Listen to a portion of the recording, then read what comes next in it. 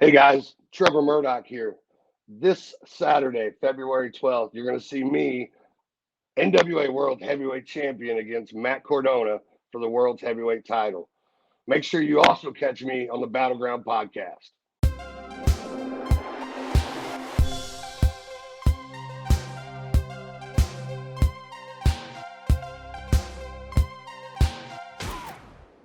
What's up, you guys? Welcome back to another episode of the Battleground Podcast. It is a special week here on the Battleground Podcast. We are calling this NWA TakeOverrr week, where every day this week, somebody is going to be a part of the show that's going to be on the show this weekend in Oak Grove, Kentucky. Of course, you can still grab your tickets, NWATakes.com. Bringing in my co-host, my tag team partner, Eli, my man. What's going on, buddy?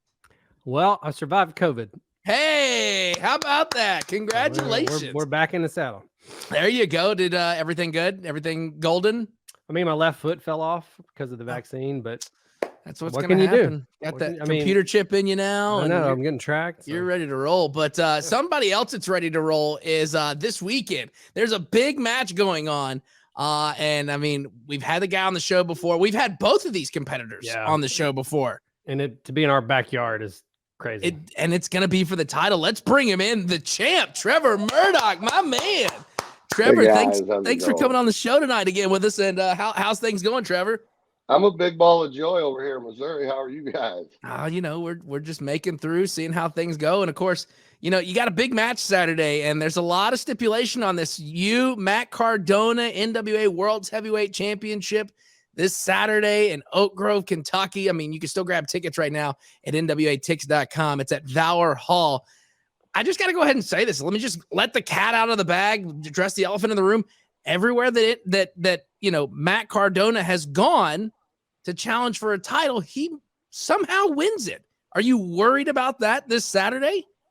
I would be an idiot if I wasn't slightly concerned. Matt's, no matter what you say and how much he talks, Matt's a hell of a wrestler, and he knows how to take advantage of opportunities. And Matt wants to be world heavyweight champion, so I need to be prepared for virtually anything. I've worked my ass off to get where I'm at, and I'm certainly not gonna let some guy come in and do his best to bury the whole company, the whole idea of the company, and certainly bury me, and then let him walk out as champion. So I don't know if Matt Cardona knows it or not, but he's got the biggest fight of his life coming this Saturday. Definitely, for sure. And that's going to be a brutal fight because, I mean, we've seen Trevor Murdoch live and in person, and we were kind of talking about this off the air beforehand of what happened last time in Oak Grove. And, as of right now, let's kind of talk about it. As of this taping, which is Monday night, February 7th, you have held the World Championship for 161 days. What has been the highlight of your first reign with the 10 pounds of gold, Sweet Charlotte? I mean, we can go on and on and on naming this prestigious title. I don't have any one particular moment. The fact that I'm able to be a representative for the NWA, represent a whole locker room, represent a whole idea, a whole attitude. I know that I'm different from most champions. I know there's not an ab on my body. I got a mirror, fellas. I know what the good Lord gave me, but he gave me a body to work. Mm-hmm. I ain't pretty. I know what God gave me. You're a blue collar dude. Well, man, I'm not afraid of working my ass off.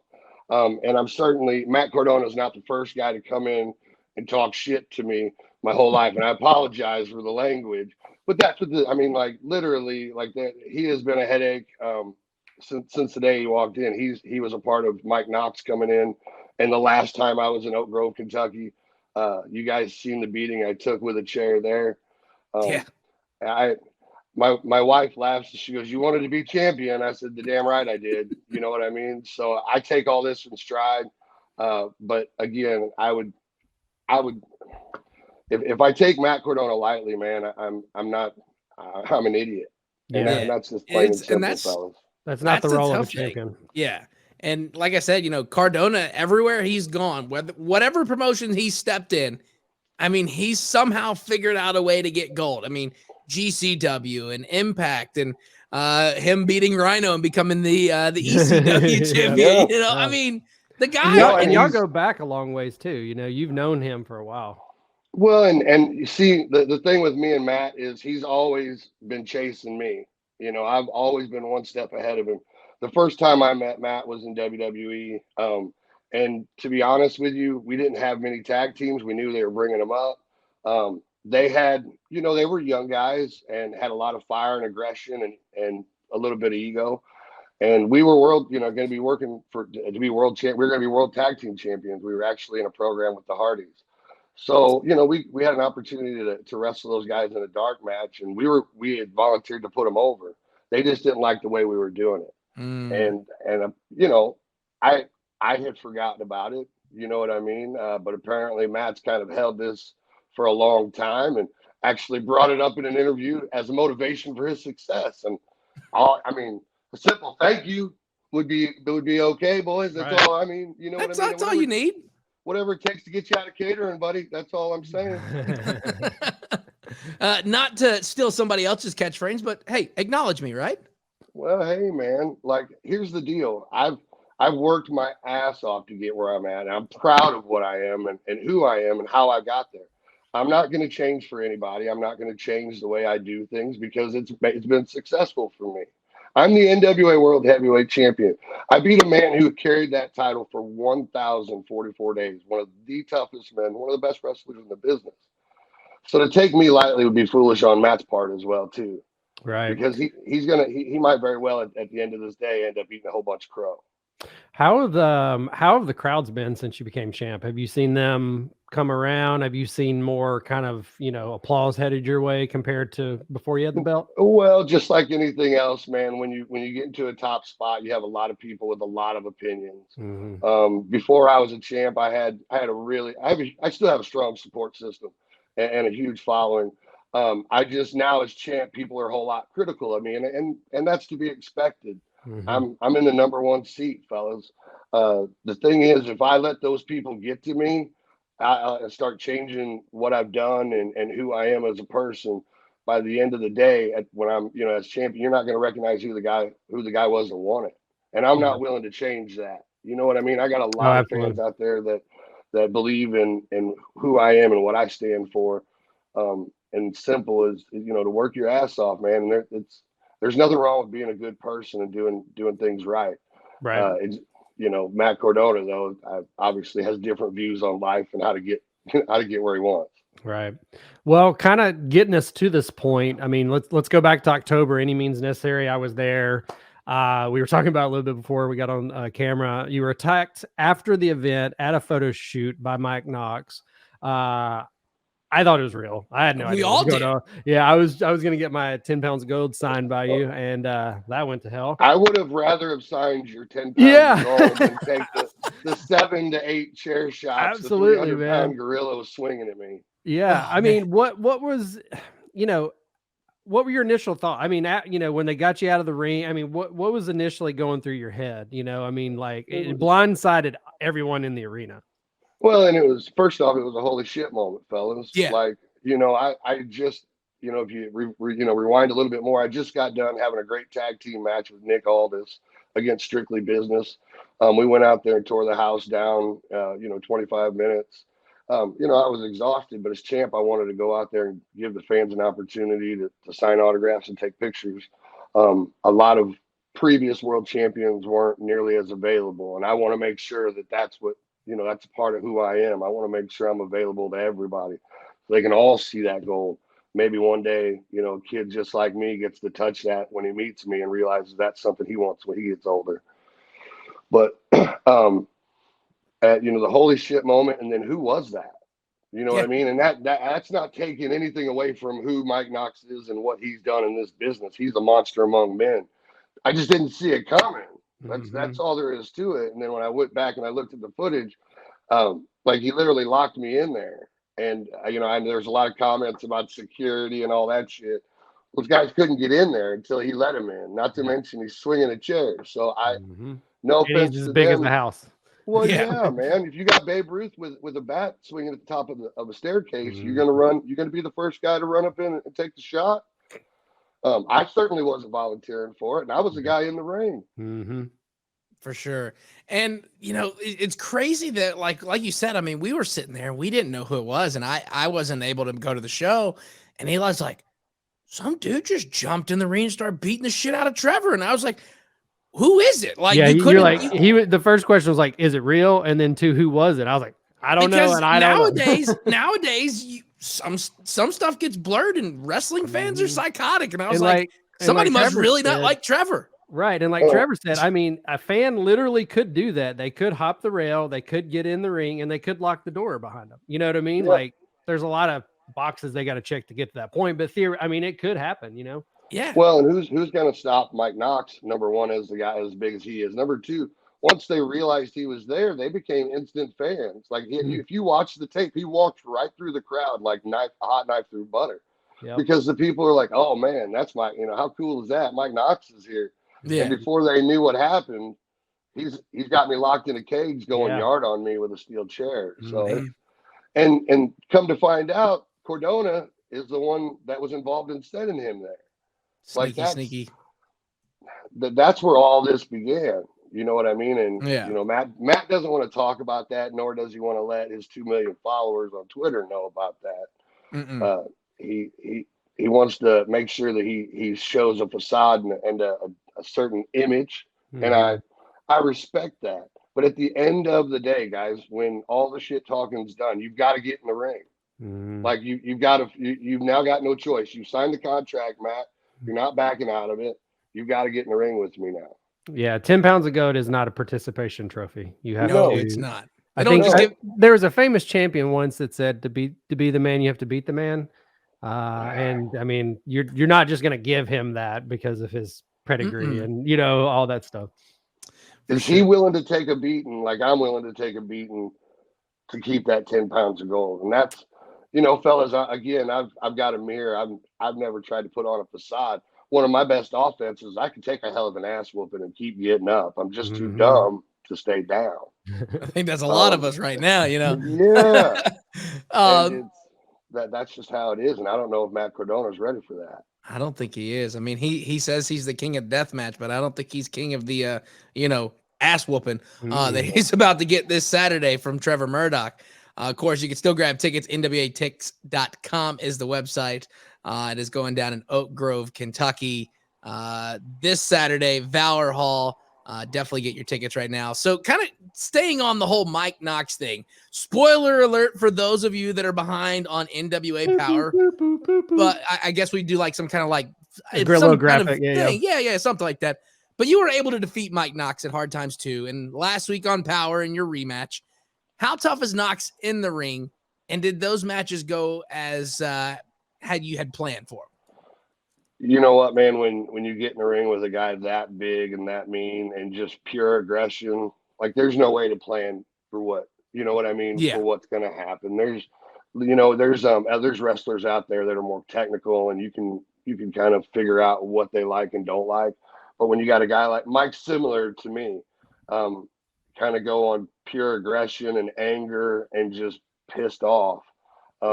The difference between me and Mike Knox that night was I was, again, willing to take an ass whooping and could take shots and still keep level headed to go for the win. Yeah. Not to mention, you know what I mean?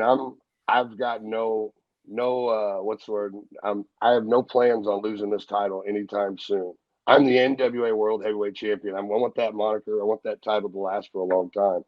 And Mike Knox was just a roadblock for me. He was an obstacle to get to a greater means. Right. Well, it's always good when you come out on top against a beast like that, obviously. Yes, so, obviously we're to Saturday now. Your next big problem is free agent Matt Cardona. You guys obviously know each other, go back ways from previous, companies you've worked for. He's said some very interesting things about you and the NWA recently, when it's kind of revealed his partnership with Mike Knox and all that stuff. What was your thought process when you found out Cardona had you and the NWA in his crosshairs? What was your initial? Was it just like oh crap, or is it like what were your ideas? Obviously at first I was instantly, angry. There's ways of doing business. And I want to give all credit to Billy. He's 100% was interested in protecting me and protecting the company. That's one of the reasons why he went out there and made the statement that they now are a part, per se, per the company. I'm the one that said, let's keep them around. For the simple fact is, I'm not an idiot when it comes to what kind of following Matt Cardona has. Right. And as world champion, my ego is not bigger than this championship. And it's my job to bring the most highlighted matches to this world title and to this company. And as of right now, I guess I'm not as popular as the guy I'm facing. And if that's what I've got to do to get to the goal line, and that's have the biggest world title matches possible, then that's what I'm going to do, because this is bigger. This world title and this company is bigger than me. And that's what, like, a lot of people don't understand, like, why I'm taking this to heart with Matt Cardona and why he's got a whole locker room. Like, why would you go in and just insult a whole locker room of your peers, guys that you've been on shows with, guys that you spoke with friendly, and insult them to what means? I don't know. Trying to get a rise. I don't take I guess I don't take the bait very easily. I'm, again, the NWA World Heavyweight Champion, and I've got a little bit more class about me, no matter what you might think. And I'm not going to sit there and allow him to do what he's doing. And now what he's done is he's pissed off a whole locker room full of people. So he's got no one in his corner. The Pope is going to have Mike Knox locked up in a singles match that night as well, too, at Valor Hall, at PowerrrTrip. So again, Cardona's walking in to a ring, to a building, to a place that he's a one-man band. And right. You know what I mean? For a lot of us that grew up with NWA, I mean, there's a history here. I mean, your name is going to be in the history books from here on out. You know what I mean? And I mean, it makes sense that you're taking it to heart. I mean, there's almost 100 years of history with this company, and it's arguably the most prestigious belt in the game. So yeah, I can't blame you for that whatsoever. Definitely, for sure. And Trevor keeps saying that he is the NWA Worlds Heavyweight Champion. So to commemorate that, if you're watching this on YouTube, we got a little ticker that says Trevor Murdoch is the NWA Worlds Heavyweight Champion, to let everybody know that's watching this that Trevor Murdoch is the NWA Worlds Heavyweight Champion. So, I'm very proud, gentlemen. I'm very proud of who I am and what I've done, and again, who I represent. For sure. And when we were sitting there talking about it, when we talked about this on the show last time, we couldn't have thought of a better person of the passing of the torch for that NWA Worlds Heavyweight Champion than to you at that historical moment at the Chase, you with the Harley race gear, ending it with the power bomb, or not the power bomb, the pile driver. Like, we talked about this last time. Like, that was the moment. And that was the passing of the torch, and it was a good moment for wrestling fans. And if anybody was able to beat Nick Aldis, it had to have been the guy, Trevor Murdoch, the company man, the guy that stood there face to face and was like, I'm your champion. Look at me. And couldn't thought of a better person. And I really don't know how to finish that. Keep talking, brother. Yeah. That's my job. I'm the hype man. Hey, if you need a hype man, I know Pope's really good at talking. I'm pretty good at too. So I can be your hype man if you need to. I mean, I can't swing a chair like Mike Knox, but I can, follow me around the grocery store, man. There you go. I got you. We can do that. All right. So this is an exciting thing because we're in Nashville, and we had always talked about when is NWA going to do something. And I know a couple years back, Crockett Cup announced it was going to be in Atlanta, and me and Eli were like, all right, we're going to take a road trip to Atlanta. We're going to watch Crockett Cup. It's going to be a good show.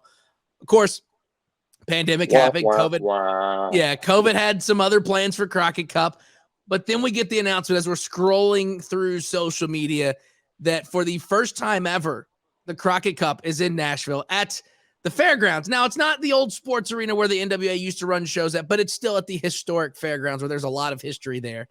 And, you're no stranger to holding tag team gold in your career. What are you looking forward to with this event? And what can the fans expect when the Crockett Cup returns?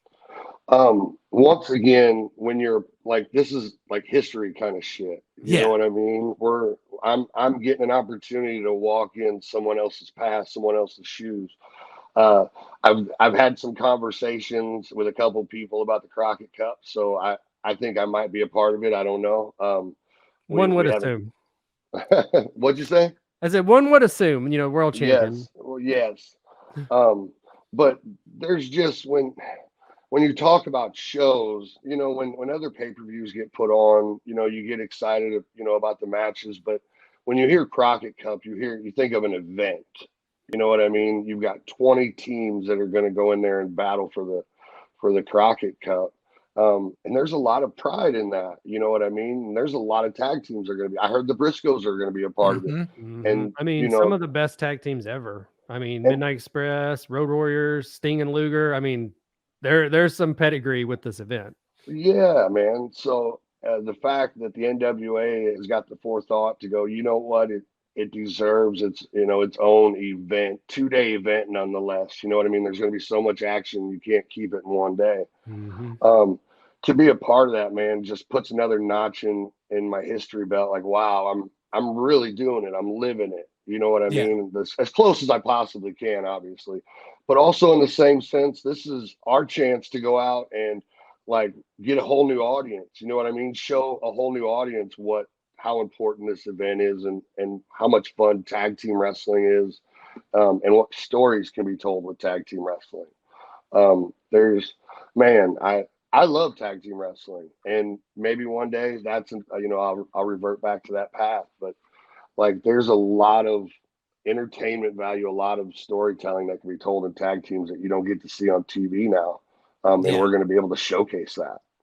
And it's got to be cool going back to those big, classic NWA cities, like having the Chase in St. Louis, doing the tapings in Atlanta. Like, I'm sure, Nashville's got a huge history with NWA. So it's got to be kind of really cool to not only be at those historical places, but you're the defending champ too. Well, and it's not only cool for us, but for the fans too. You know what I mean? Like, there's as close as you can get to history and also make your own history as well too, because people are going to be talking about these events for years to come. You know what I mean?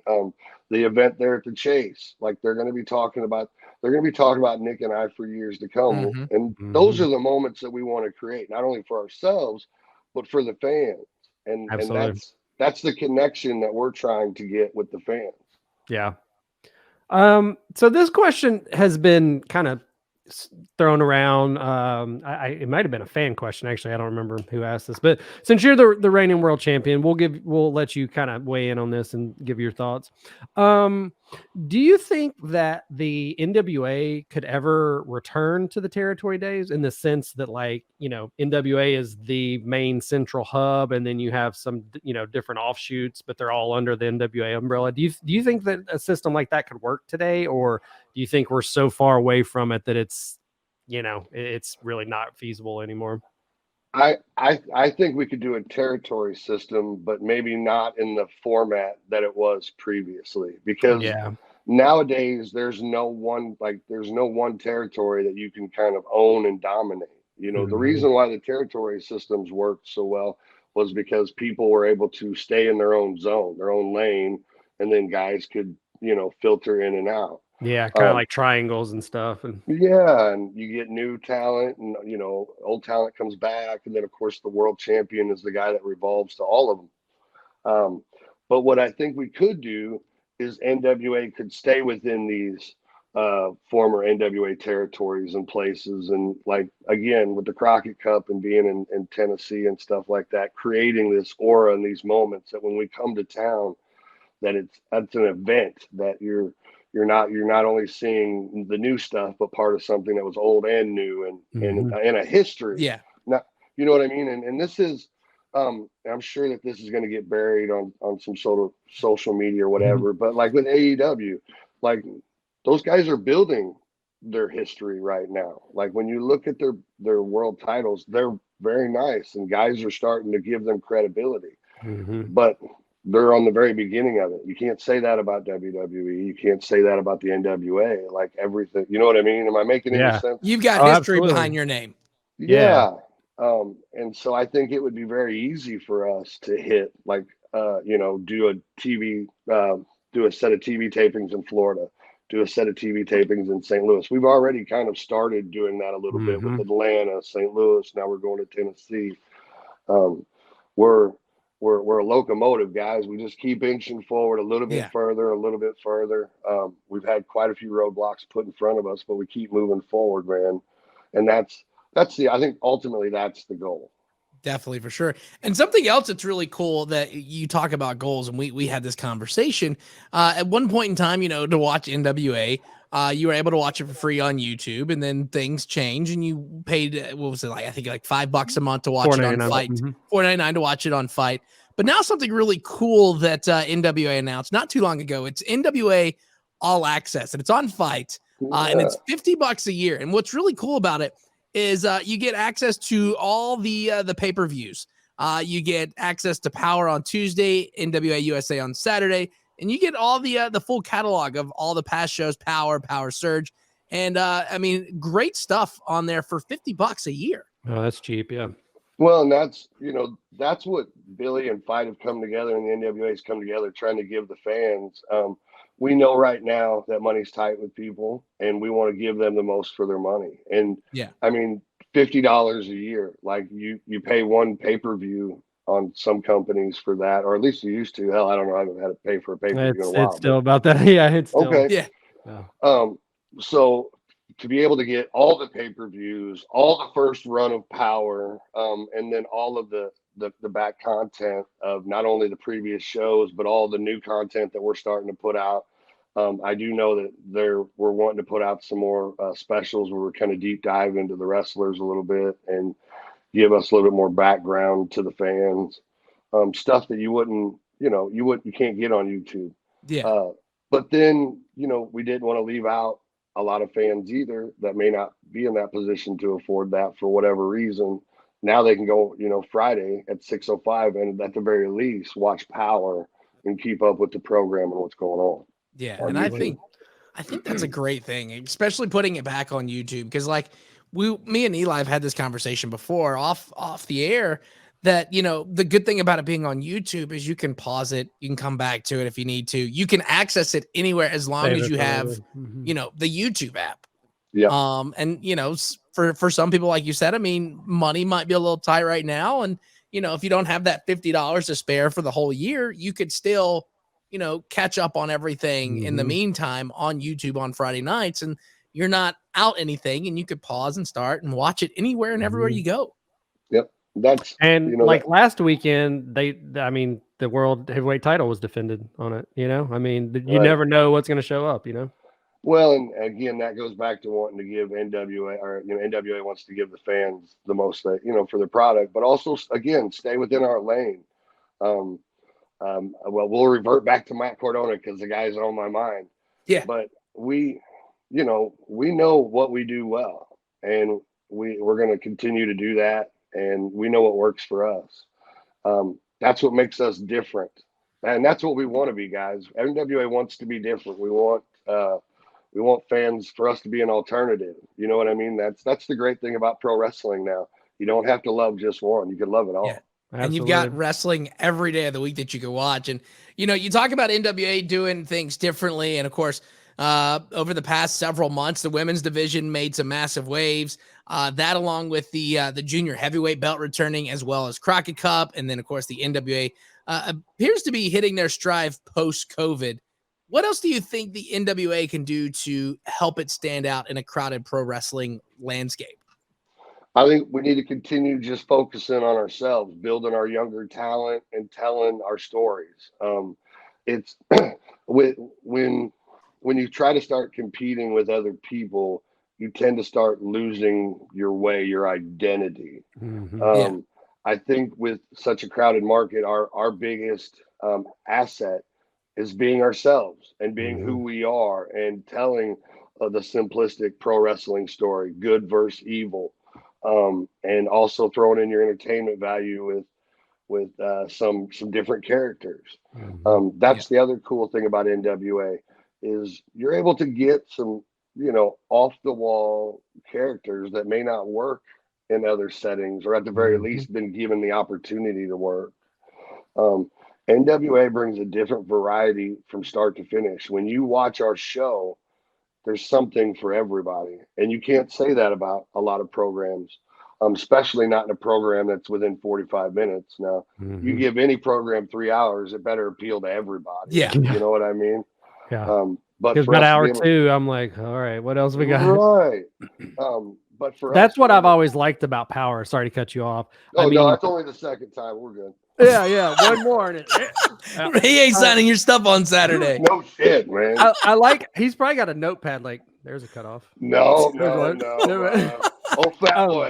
Fat boy, But these no, are right here. We talked about it when Billy unveiled Power and it was on YouTube as a free show. I mean, just getting off work, getting there at 5:05 and just turning on. It's an hour, breezes through. Like, I don't know. I think we're so conditioned to those marathon shows, and like I think the tighter ones work better.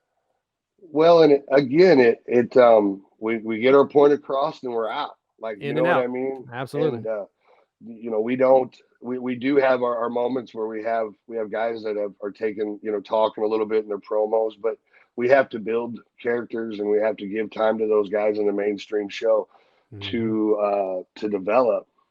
But most of the time, I'd say 99% of the time, we're able to go in and put on an exciting show and give you a diversity that excites you, but also gives you enough time to be done and go off and do whatever else you got to do. Absolutely. For sure. And of course, this Saturday, you got a big plate ahead of you. And, Matt Cardona is going to try to take away, I use the word try there, to take away that NWA Worlds Heavyweight Championship. It's, of course, this Saturday in Oak Grove, Kentucky, over there at Valor Hall. You can grab your tickets right now at NWATix.com. Of course, Crockett Cup is going to be in Nashville next month. Again, you can grab those tickets as well, NWATix.com. And we are on fire. Yeah, everywhere.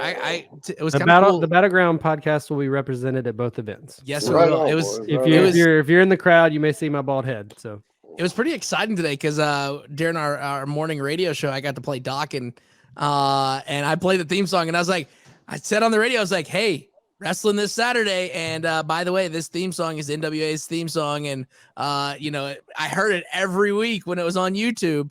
So that was kind of doesn't it? Yeah, it hits a lot different, and I was excited when y'all used that for your song because I was like, it's the perfect song to use for the theme song. But of course, we don't want to take too much of the champ's time up.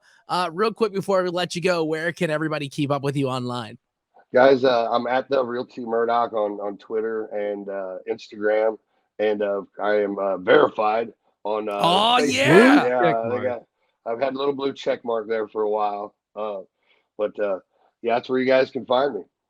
Well, I'm a common. You guys have the check marks. I don't. So if we talk again, I'll be sure I'm not on the talk. No, you'll be all right, bro. We let the common folk in. There you go. Well, Trevor, again, thank you so much for taking the time out. Looking forward to seeing you Saturday defending that title. And we know that title's not going to change hands. Yes, sir. Thank you guys for having me. This has been a great time. Thanks, Trevor.